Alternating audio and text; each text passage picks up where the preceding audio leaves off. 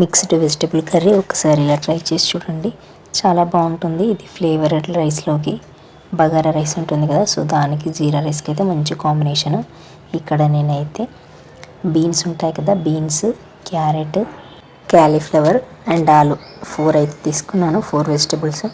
So వీటిని అయితే మంచిగా చిన్న ముక్కలా కట్ చేసి పెట్టుకొని వాష్ చేసి అయితే పక్కన పెట్టుకోండి. సో నెక్స్ట్ ఒక బౌల్ పెట్టుకొని అందులో కొంచెం సాల్ట్, కొద్దిగా పసుపు రెండు వేసుకొని మన వెజిటబుల్స్ ఉన్నాయి కదా క్లీన్ చేసి పెట్టుకున్నవి, అవన్నీ ఇందులో వేసి అయితే బాయిల్ చేసుకోండి. ఒక 10 to 15 మినిట్స్ అయితే బాయిల్ అయిపోతాయి వెజిటబుల్స్ అన్నీ తొందరగానే. మంచి హెల్దీ రెసిపీ కూడా ఇది. బీన్స్ పిల్లలు తినరు కదా, బీన్స్, క్యారెట్ అవి ఇలా కర్రీలా చేసి పెట్టండి, తప్పకుండా తినేస్తారు, చాలా బాగుంటుంది. సో ఇవైతే ఉడికిపోయాయి ఆల్మోస్ట్. ఒకసారి ఒక ఫోర్క్ స్పూన్తో కానీ నైఫ్తో కానీ ఇలా గుచ్చి చూడండి, ఉడికిందో లేదో తెలుస్తుంది మీకు. ఉడికేసిన తర్వాత వీటిని అయితే పక్కన పెట్టేసుకోండి. ఇప్పుడు ఒక ప్యాన్ పెట్టుకొని అందులో కొద్దిగా ఆవాలు అండ్ జీలకర్ర, ఇవి కొంచెం వేగిపోయిన తర్వాత చిన్న ముక్కల్లా కట్ చేసి పెట్టుకున్న ఆనియన్స్, సో అవి ఉడికిపోయిన తర్వాత ఒక స్ట్రైనర్లో అయితే వేసించండి, అందులో ఉన్న ఎక్స్ట్రా వాటర్ అంతా వెళ్ళిపోతుంది. ఆనియన్స్ మంచి గోల్డెన్ బ్రౌన్ కలర్ వచ్చేంత వరకు అయితే ఫ్రై చేసుకోండి, టేస్ట్ బాగుంటుంది ఆనియన్స్ మంచిగా వేగితే. సో ఆనియన్స్ వేగిపోయిన తర్వాత కొద్దిగా అల్లం వెల్లుల్లి పేస్ట్, పసుపు, ఇవి రెండు ఒకేసారి వేస్తే అల్లం అయితే ఫాస్ట్గా ఫ్రై అయిపోతుంది, నేను చాలా వీడియోస్లో చెప్పాను.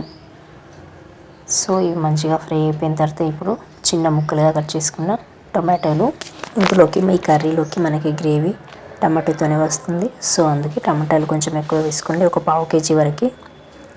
సో ఇవి మంచిగా ఉడికిపోయేదాకా అయితే మూత పెట్టి మగ్గించండి. సో మన టమాటాలు అయితే ఉడికిపోయాయి. ఇప్పుడు కొద్దిగా సాల్ట్ వేసుకోండి, మళ్ళీ ఒకసారి కలుపుకొని ఇప్పుడు మీ టేస్ట్కి తగినంత కారం వేసుకొని మూత పెట్టి అలాగే వదిలేయండి. ఒక 2 మినిట్స్ తర్వాత మూత తీసి కారం అయితే మంచిగా మిక్స్ చేసుకోండి. సో ఇప్పుడు మనం ఇందాక స్టీమ్ చేసి పెట్టుకున్న వెజిటబుల్స్ అన్నీ ఉన్నాయి కదా, అవన్నీ ఇప్పుడు వేసుకొని మళ్ళీ ఒక 2-3 మినిట్స్ అయితే మంచిగా కలుపుకోండి. ఈ ముక్కలకి కారం, ఉప్పు అదంతా మంచిగా పట్టాలన్నమాట. సో ఇందులో వాటర్ ఏమీ వేయాల్సిన అవసరం లేదు, టమాటా గ్రేవీతోనే మనకైతే గ్రేవీ రెడీ అయిపోతుంది.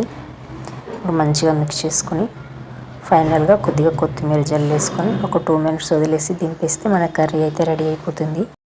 ఈ కర్రీ నార్మల్ రైస్లో కాకుండా జీరా రైస్, బగారా రైస్, కొబ్బరన్నం ఇలాంటి ఫ్లేవర్డ్ రైస్లోకి అయితే కర్రీ చాలా బాగుంటుంది, తప్పకుండా ట్రై చేయండి. వీడియో నచ్చితే లైక్ చేయండి, షేర్ చేయండి.